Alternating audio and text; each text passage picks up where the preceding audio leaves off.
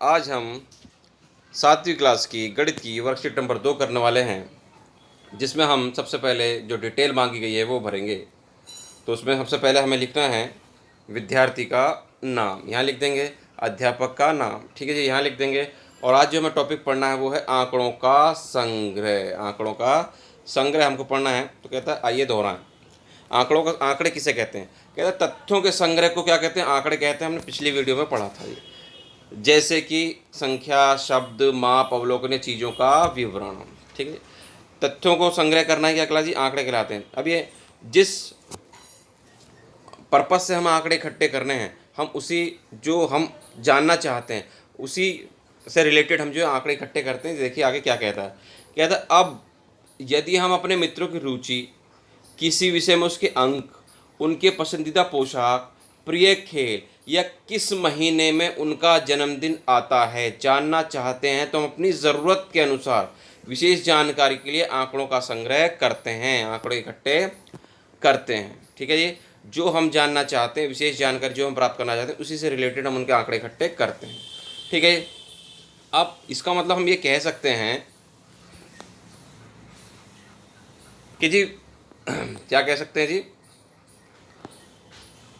आंकड़ों का संग्रह आंकड़ों में आवश्यक विशिष्ट जानकारी को प्राप्त करने के लिए ध्यान में रखते हुए कहता है। हम आंकड़े जो इकट्ठे करते हैं, हम उन आंकड़ों से क्या जानकारी प्राप्त करना चाहते हैं उसको ध्यान में रखते हुए हम आंकड़े इकट्ठे करते हैं। ठीक है जी। आगे है जी, आओ आंकड़े एकत्रित करें। ठीक है जी, आंकड़े एकत्रित करें जी। कहता है अपने दोस्तों, रिश्तेदारों या परिवार के सदस्यों के साथ बातचीत करें और जानें कि किस महीने में उनका जन्मदिन पड़ता है। हम ये जानना चाहते हैं किस महीने में उनका जन्मदिन पड़ता है। ठीक है जी। तो कम से कम 15 या अधिक इच्छानुसार इन आंकड़ों की मदद के लिए निम्नलिखित तालिका को पूरा करें। ठीक है, महीने के नाम यहाँ दे रखे हैं, आपको दिखाई दे रहे हैं जी। ठीक है, जनवरी, फरवरी, मार्च, अप्रैल। व्यक्तियों की संख्या, आप जब बातचीत करेंगे तो आप पाएंगे कि आप इकट्ठा करके रख लेंगे। आपने पहले से पूछा, उसने बताया मेरा जनवरी में आता है। दूसरे व्यक्ति से पूछा, उसने कहा जी मेरा फरवरी में आता है। तीसरे से पूछा जी मेरा दिसंबर में आता है। फिर पाँचवें छठे से पूछा, उसने कहा जनवरी में आता है। इस तरह से बहुत सारे लोगों से आप आंकड़े इकट्ठे कर लें। उसके बाद देखिए जनवरी में कितने लोगों का आया। जनवरी में अगर 10 लोगों का आया तो आप क्या लिख देंगे जी? 10 लिख देंगे। अगर 2 का आया तो आप 2 लिख देंगे। फरवरी में उसी प्रकार अगर 2 का है तो 2 का। अगर जनवरी मार्च में 1 का है तो 1 का। अप्रैल में 2 का है तो 2 का। मई में 3 का है तो 3 लिख देंगे। जून में 4 है तो 4 लिख देंगे। जुलाई में 7 है तो 7, 1 है तो 1। ठीक है, जितना भी है उतना आप लिखते चले जाएंगे जी। 2, 1, ठीक है जी, 3, 1, 2। ठीक है, जिसका जितना होगा उतना आप लिखते चले जाएंगे। अब उसने क्या कहा है आपको आगे, उसने एक क्वेश्चन दिया है। क्या क्वेश्चन है देखिए।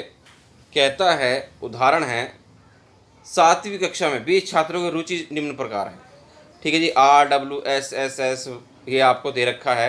आर का मतलब है पढ़ना से, डब्ल्यू का मतलब लिखना से, एस का मतलब आपका गायन से। ठीक है जी, एस का मतलब आपका गायन से। तो हमने देखा जी पढ़ने वाले कितने हैं, यानी कि रीडिंग वाले कितने हैं। हमने पाया जी 1, ठीक है जी, और 2 और 3, 4, 5 और आपका ये हो गया 6। तो 6 लिख दिया जी आपने छात्रों की संख्या में। लिखने वाले आप देख लेंगे, लिखने वाले कितने हैं जी? लिखने वाले आपके हैं, यानी कि राइटिंग वाले। अब मैं बदल लेता हूँ इसको, पेन को। ठीक है जी, राइटिंग वाले यानी कि SW है, यानी कि 1, 2, 3, 4, 5, ठीक है, और ये 6, सॉरी 4 और ये 6, सॉरी 4 और ये 5, कितने कितने हो गए आपके? 5 हो गए। ठीक है जी। उसके बाद गायन वाले कितने हैं आपके? सिंगिंग वाले 1, 2, 3 हो गए आपके, और 4, 5, पेन 4, 5 हो गया, 4 हो गया, 5, 6, 7, 8, 9। तो कितने लिख दीजिए आपने? 9 लिख दिए। कुल आंकड़े कितने आपके? 20 हैं जी। ठीक है जी, इस तरह से हो गया आपका एग्जाम्पल। उसके बाद हम देखते हैं जो अभ्यास के लिए प्रश्न है। ठीक है जी, अभ्यास के लिए क्या प्रश्न दिया है हम वो देखते हैं। उस प्रश्न को थोड़ा देख बड़ा कर लिया हमने। वो प्रश्न कहता है 10 लड़कियों की ऊंचाई को सेंटीमीटर मापा गया है और परिणाम निम्नानुसार है। ठीक है, नीचे लिखे हुए आपको परिणाम। कि पहले की लंबाई 135 है, 150 है, 139 है, ठीक है जी, 128 भी है, 151 भी है, 132 है, 46 है, 149 है, 43 और 141 है। कि तो सबसे लंबी लड़की की ऊंचाई कितनी है? तो इसमें देख लेंगे सबसे लंबी 135, इससे बड़ा 150 है, इससे बड़ा 151, 151 से बड़ा कोई नहीं है। तो सबसे बड़ी लंबी की लंबाई कितनी है जी? 151। तो आप क्या लिख देंगे इसके आंसर में? 151, ये इसका आंसर हो गया, ठीक है जी। सबसे छोटी लड़की की ऊंचाई सबसे छोटी कौन है जी? 135 से छोटा 128, 128 छोटा कुछ नहीं है। सबसे सबसे छोटी लंबी की हाइट कितनी आ गई जी? 128 आपकी आ गई है।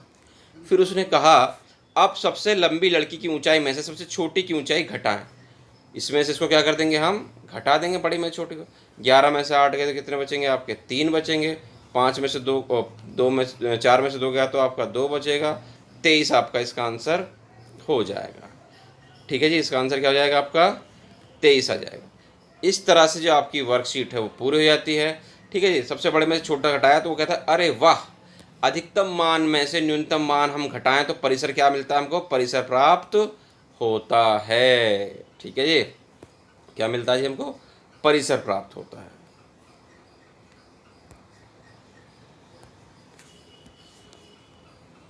ठीक है, जब हम अधिकतम मान में से न्यूनतम मान घटाते हैं तो उसे क्या कहते हैं? हम परिसर कहते हैं।